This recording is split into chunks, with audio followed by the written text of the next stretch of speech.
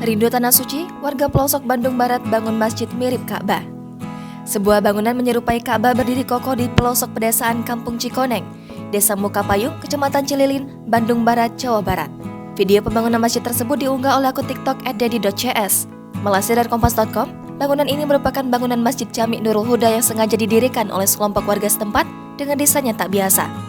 Bentuk Ka'bah di Tanah Suci sengaja diadopsi lengkap dengan corak hitam, ornamen kaligrafi yang mengelilingi, dan miniatur Hajar Aswad yang dibuat hampir mirip dengan Ka'bah asli.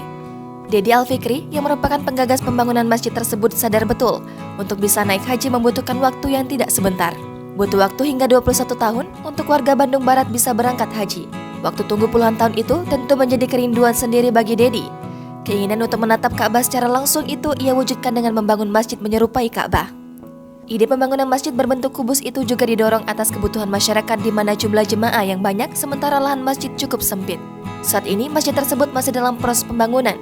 Beberapa ornamen seperti kaligrafi dan corak hitam sudah melekat pada dinding bangunan tersebut.